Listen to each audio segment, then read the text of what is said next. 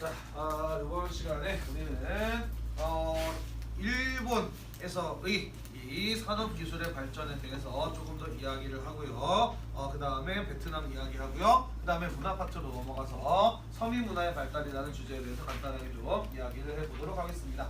자, 같이 한번 봅시다. 일본 일찍부터 에스파냐, 포르투갈과 같은 서양 국가들과 접촉이 있어 왔어요. 그죠? 그들을 통해서 화약 그리고 조총 이런 무기들을 받아들였었죠. 그죠? 시계, 안경과 같은 이런 문물들이 새롭게 전해지기도 했었습니다. 자, 오랜 전쟁, 여기서 말하는 오랜 전쟁은 생고쿠 시대를 말한 건데요. 오랜 전쟁으로 축성술이 발달할 때 축성술이 뭘까? 성을 쌓는 기술을 말하는 거죠. 축성술이란.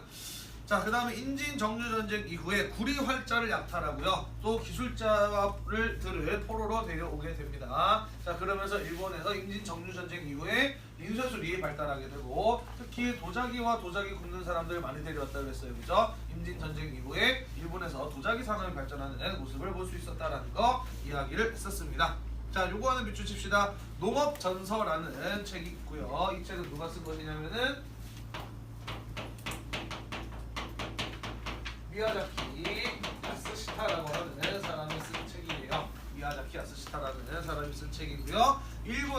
일본에서 새로운 비료 사용법 그리고 이제 농기구의 보급 이런 내용들을 담고 있는 농업 서적이 바로 농전전서라고 하는 책이에요. 일본의 이 농업 기술 발전에 굉장히 중요한 영향을 미쳤던 책이니까 농업전서 잘 알아두도록 합시다.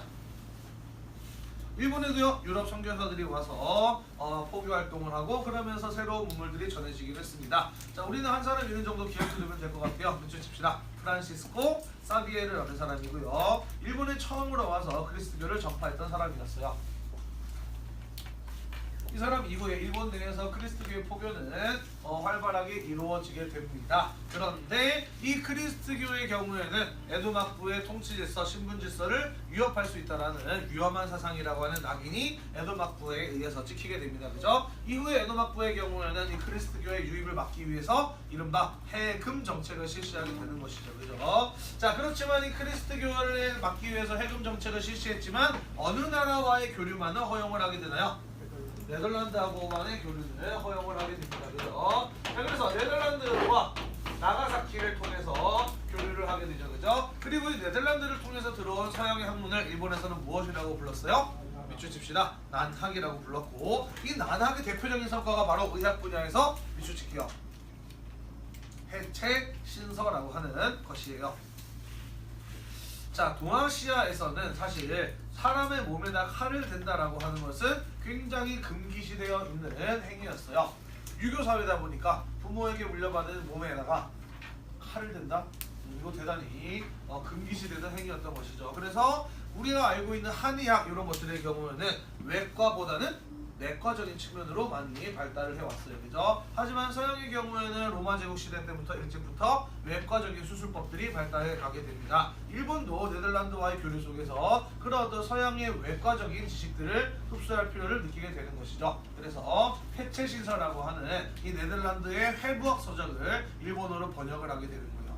그게 대표적인 난학의 성과로 우리 교과서에서 소개가 되어 있고요. 시험에도 무척이나 잘 나오는 주제가 되겠어요. 해체신서, 난학의 대표적인 성과다. 자, 넘어가기 전에 일본에서 활동했던 유럽인 한 명을 소개를 할게요. 교과서에서는 윌리엄 애덤스라고 하는 사람을 소개해주고 있습니다. 자, 이 사람의 경우에는 어느 나라 출신이냐면은 영국 출신이고요. 도쿠가와 에도막부를 세운 도쿠가와 이에야스의 외교 고문이기도 했어요. 아는 게 많고 말도 잘하다 보니까 도쿠가와 이에야스가 이 유럽 국가들 또는 세계적인 어떤 흐름을 파악하는 데 있어서 이 사람의 조언을 많이 들었다라고 이야기를 해요. 자, 그리고 이 사람의 경우에는 도쿠가와 이에야스로부터 사무라이로 임명이 됩니다. 그래서 이 사람의 경우에는 일본 최초의 유럽인 사무라이가 된 사람이에요. 유럽인 무사가 된 사람이고요. 일본으로 기화를 하게 되면서 미우라 안징이라고 하는 일본 이름을 받게 됩니다. 미우라 안징으로 개명을 합니다. 그런 이름을 받게 되어 윌리엄 애덤스라는 사람입니다.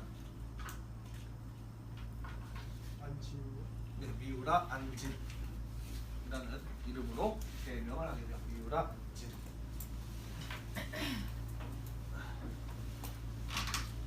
자, 베트남으로 가보도록 합시다. 베트남도요 일찍부터 뭐 상업의 시대를 16, 17세기에 맞이하게 되잖아요, 그죠? 호이안을 중심으로 많은 서양인들이 이 교류를 하게 되면서 서양의 문물들이 일찍부터 들어오게 됩니다. 자, 거기 보면은 활판 인쇄의 시작과 학문의 발달이라고 되어 있어, 그지? 활판 인쇄가 뭘까?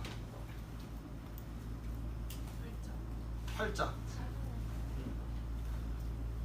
팔에다가 네. 한 다음에 목판 인쇄의 반대말이 활판 인쇄예요. 목판 인쇄는 무엇이냐? 내가 만들고자 하는 페이지를 통째로 깎는 거야, 나무로. 그래서 그대로 찍어내는 게 목판 인쇄술이에요. 우리나라의 팔만대장경 같은 경우가 대표적인 사례라고 볼 수가 있죠. 빠르게 찍어낼 수는 있지만 어떤 한계를 가질까요? 하나밖에 못 만들어. 하나 그냥 내용 통째로 다 파는 거니까. 활판 인쇄는 뭐냐면은 기억. 그렇지, 글자 하나하나를 나무로 파서 혹은 구리로 만들어서 그 글자들을 조합을 해서 찍어내는 인쇄의 방법을 가지고 활판 인쇄라고 이야기를 해요. 당연히 목판 인쇄보다 조금 더 어려운 기술이 요구되지만 활판 인쇄의 경우에는 다양한 종류의 책들을 만들어낼 수가 있죠, 그죠? 그래서 활판 인쇄는 인쇄술에서 대단한 발전이라고 볼 수가 있고 서적의 보급에도 굉장히 중요한 역할을 한 사례라고 볼 수가 있습니다. 자, 그래서 렉기돈이라고 하는 사람이 당시의 지식을 종합을 해서 50권 이상의 백과사전과 같은 서적을 편찬해내기도 하고요. 이 사람 기억해둡시다. 베트남의 유명한 명의예요. 레흐우 짝이라는 사람이고요. 의 당시 베트남에서의 의학 지식을 집대성하여 의종심령이라고 하는 책을 저술하기도 하였어요. 의종심령에도 밑줄 쳐놓읍시다. 자, 베트남에서도요 크리스트교가 유입이 되고 확산됩니다. 17세기 때부터 여기도 예수의 선교사들이 본격적인 활동을 하게 되는데요. 자, 우리 예전에 어떤 걸 배웠었냐면은 베트남 레 왕조 시기부터 성리학이 확산되기 시작하였다. 유교적 중앙 집권 국가로 발전하기 시작하였다라고 이야기를 했잖아요, 그죠? 자, 유교 성리학의 경우에는 그리스트교와 충돌할 수밖에 없어요, 그죠? 그런 충돌이 중국에서 일어났던 것이고 조선에서 일어났던 거예요, 그죠? 그와 마찬가지로 베트남에서도 유교 성리학 국가가 되었기 때문에 그리스트교의 포교는 그들의 기존의 질서를 위협하는 사상이었다는 것이죠. 그래서 베트남에서도 선교사에 대한 추방과 처형 등 이 그리스트교에 대한 탄압이 이루어졌어요. 그러다가 주십시다. 응우의 왕조가 성립한 것을 계기로 베트남에서 그리스트교 포교에 대한 자유를 얻게 되죠. 어떤 일이 있었지? 그렇죠. 레 왕조가 북부의 찔시와 중남부의 응우의시로 나뉘었어요, 그죠? 그리고 이제 나중에 떠있어 왕조가 성립이 되면서 찔시는 북쪽으로 쫓겨나고 응우의시는 남쪽으로 쫓겨나게 되는데 그때 응우의시가 남쪽으로 도망가서 프랑스 국적의 선교사를 만나요, 그죠? 그리고 나라를 세우는데 도움을 주면은 선교의 자유를 허락하겠다라는 그런 거래가 이루어집니다, 그죠? 그래서 프랑스 선교사가 인도에서 유럽 용병들을 데리고 오고 그들의 힘을 바탕으로 응우의 왕조가 성립할 수 있었어요, 그죠? 그러면서 포교의 자유가 주어졌다라는 것이에요. 근데 이것도 그렇게 오래 가지는 못해요. 나라에서 허락을 했었지만은 국민들이 그리스도교에 대한 강한 반감을 가지고 있었기 때문에 국민들의 저항으로 인해서 얼마 지나지 않아서 다시 그리스도교 포교는 합법이 아니라 불법으로 바뀌게 됩니다. 자, 베트남에서 활동했던 대표적인 유럽인 한 명 기억해 두도록 할게요. 외쳐십시다. 알렉산드르 드 로드라고 하는 신부이고요. 이 사람은 베트남어를 로마자 알파벳으로 처음으로 표기를 시도했던 사람이에요. 지금 동아시아 국가들 가운데 유일하게 알파벳을 공용어로 사용하는 나라는 베트남이죠. 베트남은 알파벳을 공용어로 사용을 하고 있어요. 왜 그럴까? 알파벳이 쓰기 편하니까 그렇겠지, 그치? 알파벳이 왜 쓰기 편할까요? 그 전에 베트남 사람들이 사용했던 문자는 우리나라와 마찬가지로 뭐였습니까? 뭐였나요? 여러분, 한자였어, 그치? 한자는요, 표의 문자죠. 뜻을 표시하는 문자죠. 알파벳은요, 문자, 소리를 표시하는 문자야, 그지? 자, 표의 문자가 쓰기 편해요? 표음 문자가 쓰기 편해요? 표음 문자가 쓰기 편하죠. 알파벳은 표음 문자잖아요, 그지? 자, 그래서 이 사람이 베트남어를 로마자로 표기하는 것을 처음 시도했어요. 그리고 그것이 꽤나 편리하고 유용하다라는 것을 베트남 사람들이 알기 시작을 합니다. 나중에 2차 세계대전 끝나고 난 다음에 베트남에서는 공용어를 알파벳으로 사용을 하게 됩니다. 거기에 이 알렉산드르 로드 신부가 굉장히 중요한 영향을 주었다라는 것이죠. 이해되나요? 넘어갑시다.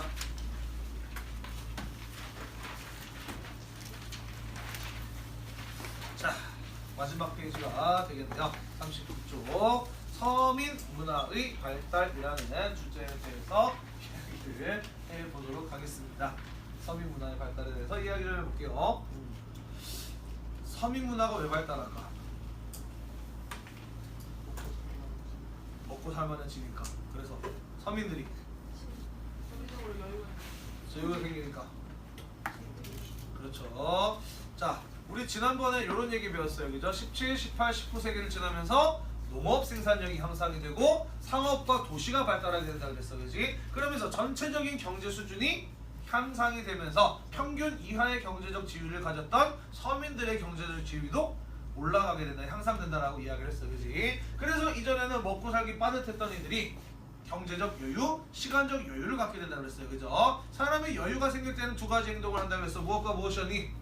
공부를 하고 논다 그랬어요. 그죠? 자, 그래서 서민들 가운데에서도 지식인들이 배출되면서 현실을 바로 보게 되고 그 현실을 바로 본 사람들이 소장려 거부운동, 거부투쟁, 조세저항운동, 그다음에 뭐 직문 노동자의 반란 이런 것들을 주도하기도 하잖아요. 그죠? 반대로 이 사람들이 놀면서 그들이 소비를 하면서 서민들에 의한 소비 문화가 발달을 하게 된다라는 거예요. 그것은 중국뿐만 아니라 조선이나 일본, 베트남에서도 공통적으로 나타나는 모습들이었다라는 것입니다.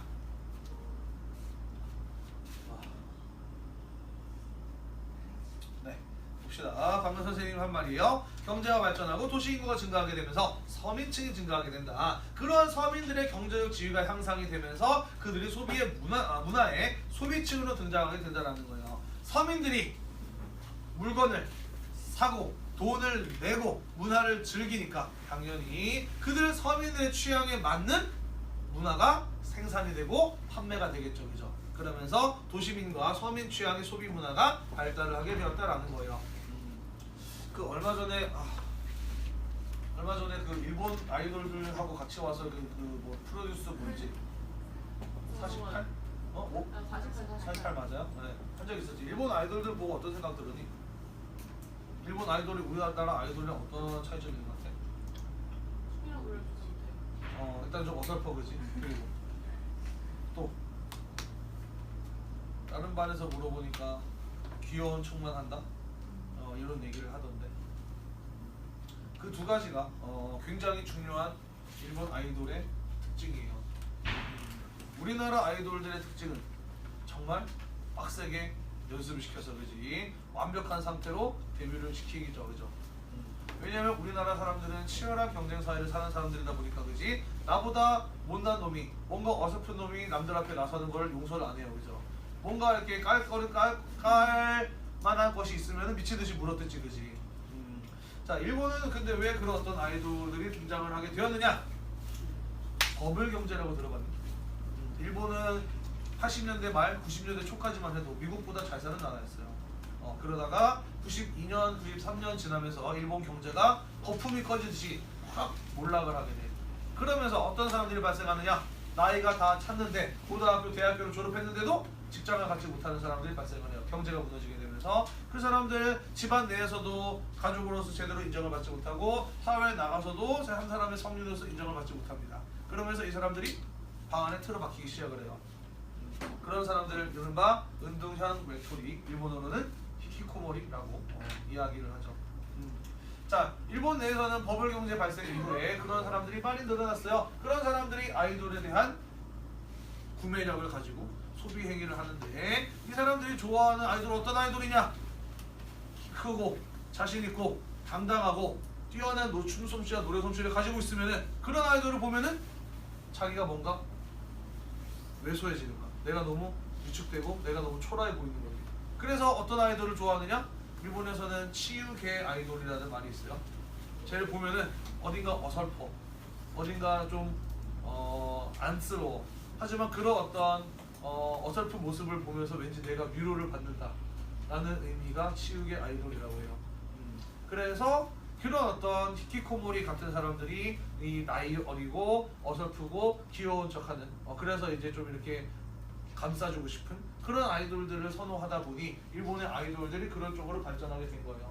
실제로 선생님 기억에는 원래 일본의 아이돌들이 우리나라 아이돌보다 훨씬 더 춤도 잘 추고 노래도 잘하고 했었던 기억이 나거든요. 선생님 어렸을 때만 하더라도 어느 순간부터 분위기가 완전히 바뀌더라고요. 우리나라 아이돌들은 정말 완벽하게 준비를 해오고 일본 아이돌들은 뭔가 어딘가 어설픈 상태로 나오는 그 일본 만화나 일러스트 같은 거 보다 보면은 되게 이제 막 어린 여성을 이렇게 캐릭터화해서 표현하는 그런 것들 있잖아. 이른바 롤이라고 하는 그지? 그런 것들도 버블 경제가 발생하게 되면서 경제적으로 몰락한 그런 어떤 청년 계층들의 선호도를 반영한 그런 어떤 소비 문화라고 볼 수가 있는 거예요. 아무튼 서민이 구매력을 갖게 되었기 때문에 서민에게 팔리는 서민 중심의 소비 문화가 발달하게 되었다라는 거예요. 서민들은 어떤 걸 좋아할까요? 그 사람들은 공부를 많이 하는 사람들일까? 아니요. 수준이 높은 사람들일까요? 아니에요. 그죠? 어떤 걸 좋아하나요? 쉽고 재미있죠. 그죠? 그리고 값싸고 자극적인 이런 것들을 좋아합니다. 그죠? 자, 우리는 그런 것들을 통틀어서 뭐라고 부르느냐? 통속적이라고 이야기를 해요. 이들은 통속적인 유흥과 오락을 즐겼다라는 것이죠. 자, 특히 어떤 사람들이 그런 것들을 주로 소비했느냐? 아무래도 돈 많고 여유 있는 사람들, 그것은 바로 상인이죠. 그죠? 경제적으로 여유 있는 상인들이 주요 소비층으로 등장하게 됩니다. 역시 돈 벌려면 장사를 해야 된다는 생각을 하게 돼요. 선생님 친구 중에 중고학교 동창인데요. 나보다 공부 한참 못했다는데 서울 잠실에 연어식당을 차려서 지금은 아우디를 타고 다녀요. 외제차를 타고 다녀요. 아, 역시 사람은 공부만 잘하는 게 별로 의미가 없구나. 장사를 해야 돈을 버는구나 하는 그런 생각이 좀 들었어. 오늘따라 이상한 소리를 많이 하죠. 자, 아무튼 그래서 이들 상인들은 실용적이고 그들에게 유용한 이런 어떤 지식들을 필요로 하잖아요. 그죠? 그래서 고증학이라든지 출판문화라든지 지역별 음식문화 이런 것들이 발전을 하게 되었다라는 것입니다. 자, 그 중에서도 특히 이 시기에는 미치십시다. 출판문화의 발달이 상당히 눈여겨볼 만해요.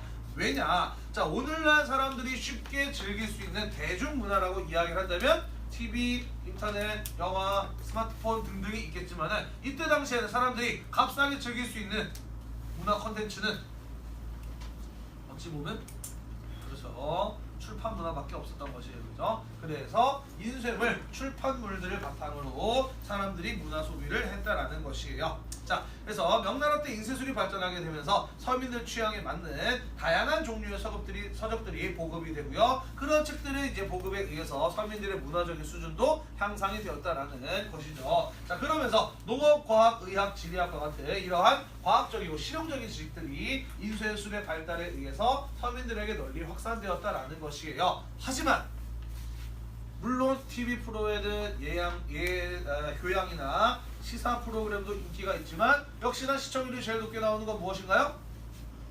예능과 드라마죠. 그죠? 이때 당시에 제일 잘 팔렸던 책들도 그렇다. 소설 그리고 희곡. 우리나라 현재로 치자면은 드라마와 예능이죠. 그죠? 미치십시다. 소설, 희곡과 같은 대중문학들이 이 시기에 유행을 하고 또 완성 단계에 이르게 돼요. 자, 거기 밑에 나와 있는 대표적인 예들 몇 가지가 있죠. 그죠? 서유기. 니네 언제 읽었니? 초딩 때 읽었어. 왜 초딩 때 읽었지 서유기를? 시켜서? 초딩임에도 불구하고 그걸 읽을 수 있었던 까닭은 뭘까? 서유기의 내용이 쉽고 재미있기 때문이에요. 그죠? 서민적인 특징을 가지고 있죠. 삼국지 보통은 초등학교 고학년에서 중학교 때쯤 읽지 않나요? 읽은 사람들은? 그죠? 그때 수준에 맞는 책이기 때문이에요. 그죠? 삼국지연이란 삼국지를 소설화하는 것을 말하는 건데요. 여고고골들이 나와서 머리 쓰고 또 몸 쓰고 하는 그런 어떤 액션물들이 많이 가미되어 있잖아요. 그죠? 쉽고 재미있는 그런 특징을 가지고 있는 것이죠. 수호지, 송나라 때 도적들에 대한 이야기를 담은 소설이고요. 금병매, 약간 야한 소설이에요. 서민들 그런 것들 좋아하죠. 쉽고 재밌고 자극적인 거지. 자, 빈칸에 들어갈 말은 무엇이냐면요, 홍루몽이라고 하는 것이에요. 자, 시험에 대단히 자주 나오는 대표적인 소설 작품이에요. 홍루몽. 자, 홍루몽은 언제 쓰였냐면요, 18세기 청나라 때 쓰여진 작품이고요. 청나라 때 몰락한 신사 가문 출신인 조설근이라고 하는 사람이 쓴 소설이고요. 이 사람이 자기가 집안이 망하는 과정에서 겪었던 청나라 사회의 문제점, 내가 생각하는 청나라 사회의 한계, 이런 것들을 자기가 직접 경험한 것들을 소설에다가 놓아냅니다. 그래서 이 사람이 쓴 이 홍무동이라고 하는 소설에는요, 당시 사회에 대한 비평이 담겨 있고요.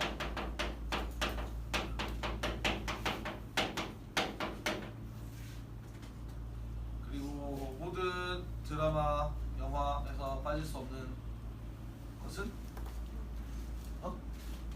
심지어 공포 영화에도 이게 빠지지 않는데 필수 요소. 남자 주인공과 여자 주인공이 있어야 되고 그 둘 사이에 러브 스토리가 있어야 되죠. 그래서 홍루몽은 조설근이 쓴 사회 비평을 간직한 연애 소설이에요. 자, 일단은요, 이 사람이 직접 겪었던 청나라 사회의 문제점, 이런 것들을 소설에 담다 보니까 이 책을 읽는 사람들은 상당히 많이 공감을 합니다.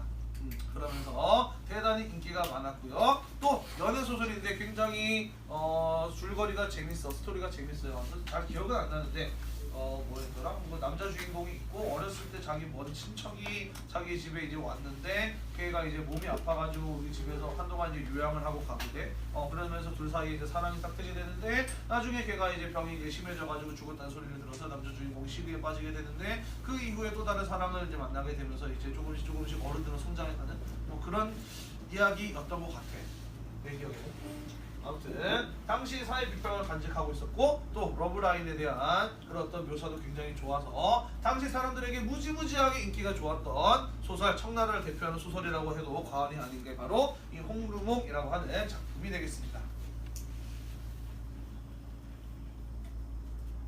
자, 그다음 대중문화의 발달 보도록 할게요. 자, 아무래도 사람들은 책 별로 읽기는 안 좋아하죠. 특히 서민들은, 그죠? 자, 그래서 책도 좋아하긴 했지만 책보다는 이런 것들을 좋아했어요. 축제, 도교라든지 불교 사원에서 벌어지는 축제들, 명절 때 벌어지는 축제들, 볼거리가 많지 않았던 당시에 이런 어떤 종교 행사나 아니면은 명절 축제, 이런 것들은 서민들이 즐길 수 있는 대단히 대표적인 그런 어떤 행사였다라고 볼 수가 있는 것이죠. 또 하나 밑주십시다. 고개 잡기 마술 등이 어우러진 종합예술로서의 희곡 공연이 유행을 하게 됩니다. 자, 언제부터 희곡 공연이 유행했느냐? 원나라 때부터 희곡 공연이 대단히 유행을 했어요. 원나라, 누가 중국을 지배하던 때인가요? 몽골족이 중국을 지배하던 때예요. 그죠? 자, 이때 왜 희곡 공연이 유행했느냐? 몽골족이 절대 다수는요, 문맹이에요. 징기스칸조차도 자기 이름 석자, 이름을 쓸 줄 모르는 사람이었어. 당연히 몽골족들의 경우에는 문화생활을 어떻게 즐길까? 책 읽는 것이 아니라 직접 보는 그런 어떤 공연들로 즐기게 되겠죠. 그죠? 자, 그래서 원나라 때부터 발달하기 시작하면서 명청대를 거치면서 이러한 희곡 공연이 대단히 유행을 하게 되는데, 특히 청나라 때 가게 되면서 무엇이 발달하게 되느냐? 이른바 경극이 발달을 하게 됩니다. 자, 경극이란 청나라의 수도 서울 어디예요? 북경, 베이징이죠. 그죠? 북경에서 완성된 연극이라 그래서 경극이라고 이야기를 해요. 북경에서 완성된 연극이라고 해서 경극이라고 이야기를 합니다. 잠도 깰 겸 한번 좀 볼까?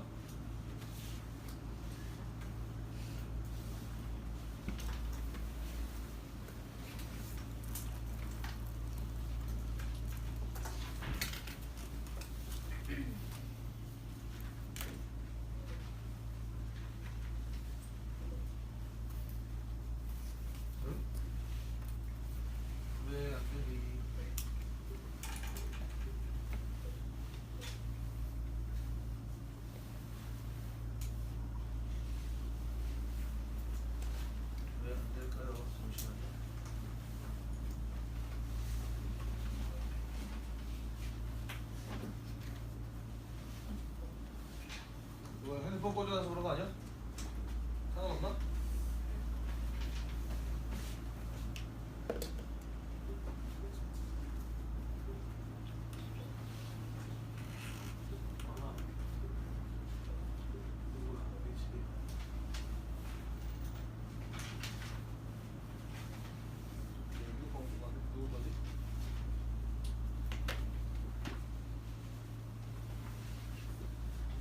자 봅시다. 아이고.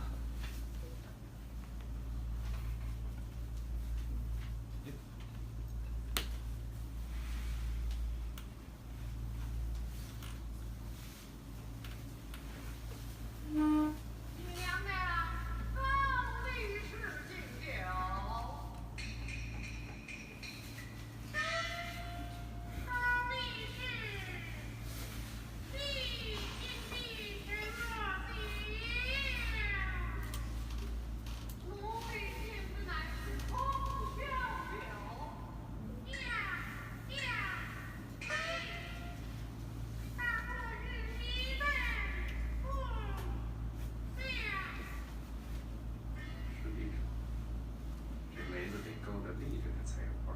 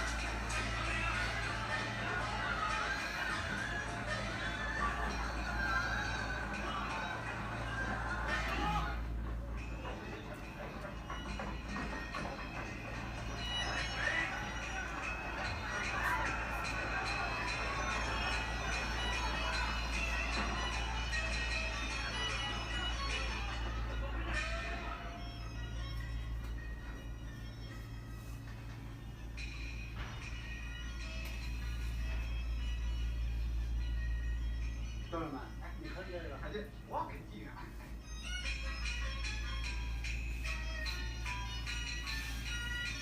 嘿，嘿，这个，您得让他给我脱下来。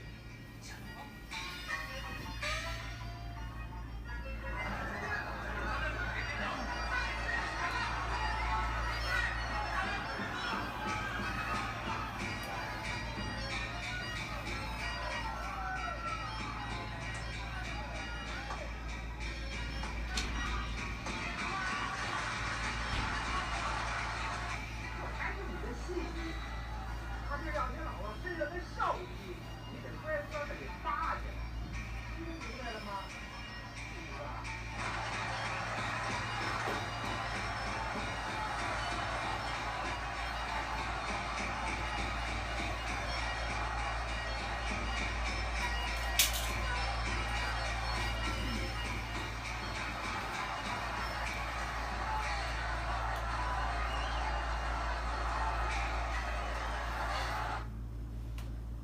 자, 지금 우리가 본 거는요.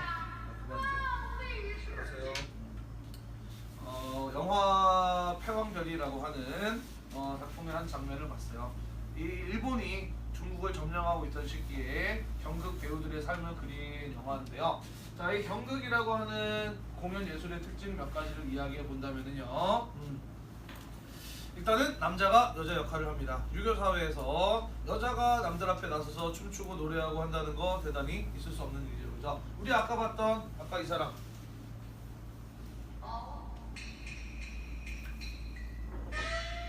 이 사람 남자예요. 지금은 죽었는데 한때 잘 나갔던 홍콩의 꽃미남 배우 장국영이라는 사람이 연기를 했습니다.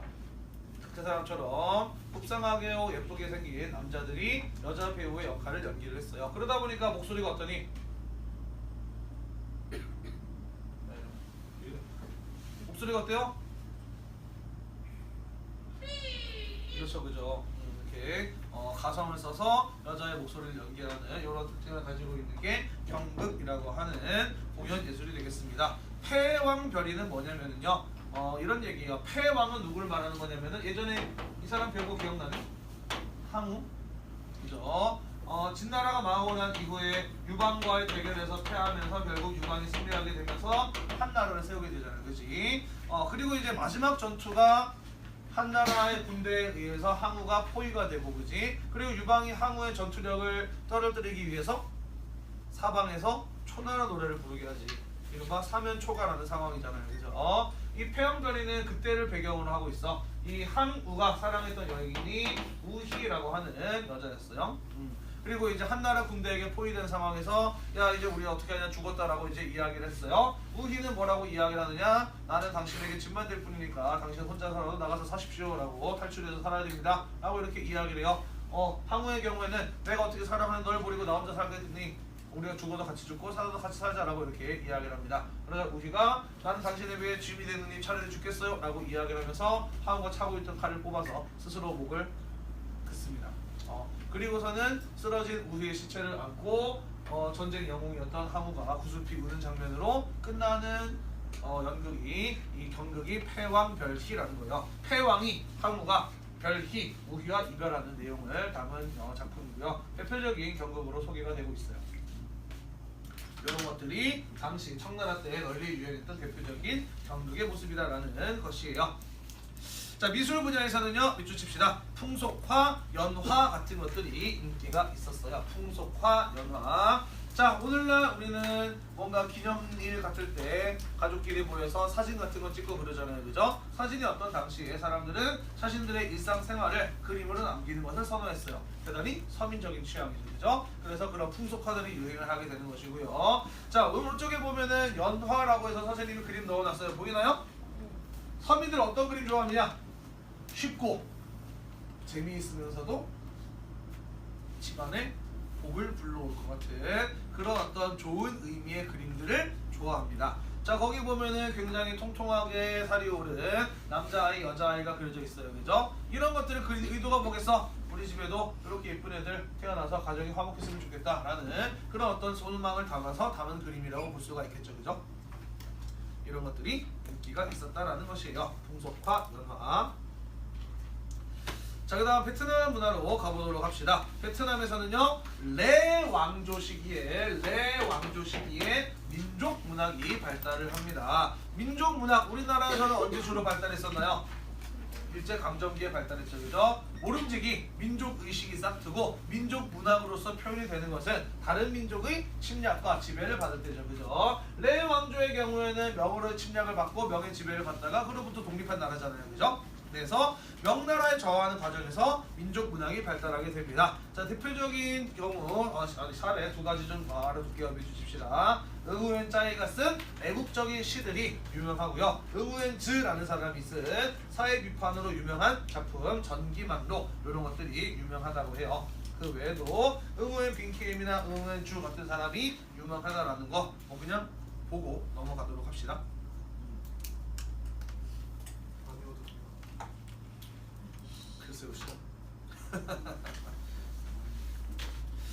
자, 서민문화의 발전이에요. 베트남에서도요, 장편 소설 이런 것들이 널리 유행을 하게 됩니다. 한자 아니면 어떤 문자로 쓰였을까요? 이전에 배웠는데 베트남 사람들이 한자를 변형하여 자신들의 고유한 언어를 표현하는 데 사용했던 파스파는 원나라 몽골족 문자고요. 쓰는 문자였죠. 그죠? 한자나 쓰는 문자로 쓰인 민간 작품이나 장편 소설 이런 것들이 다수 출연하게 됩니다. 이 시기에도요, 민족 예술, 회화 이런 것들이 발달하지만 믿으십시다. 서민적인 취향에 맞는 베트남 민화 같은 것들이 발전을 하기도 해요. 자, 베트남 민화, 서민들 어떤 그림 좋아한다 그랬지?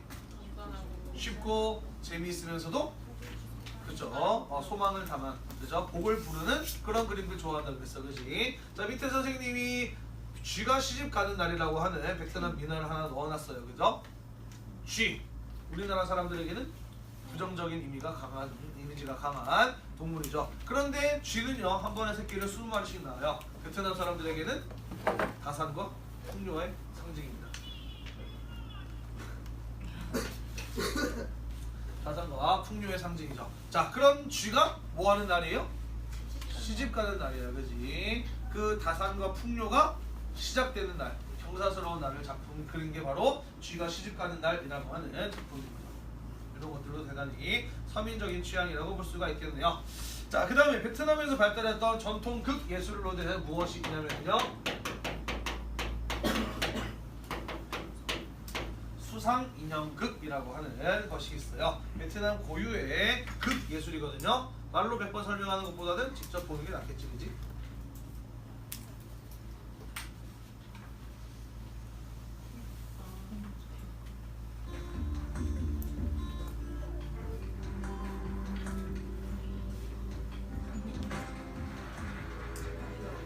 광고 왜 이렇게 길지?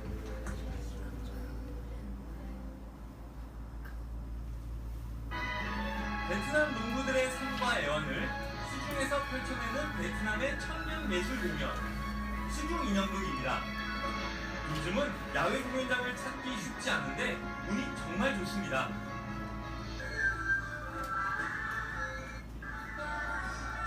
그의 소재는 돈을 배경으로 한 농촌 사람들의 생활 풍습.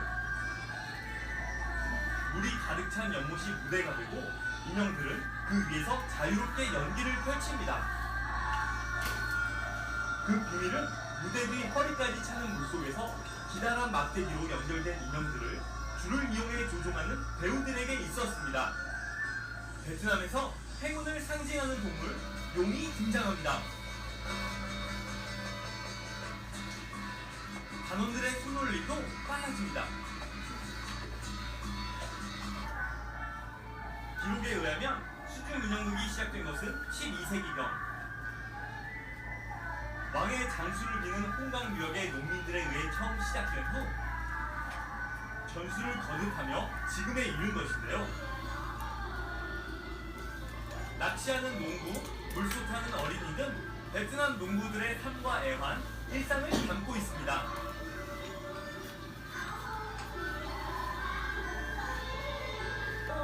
진짜 과거로 여행하는 기분 정말 더 실감나고 이 기분을 오랫동안 잊을 수 없을 것 같아요.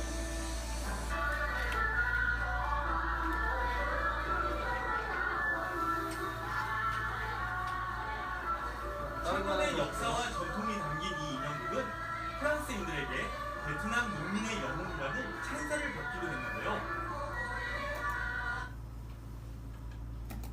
좀 더 고급스러운.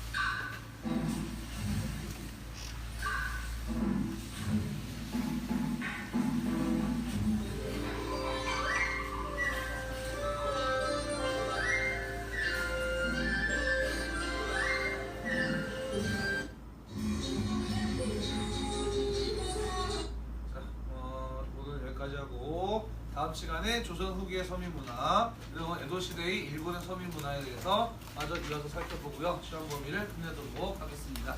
수고했어요.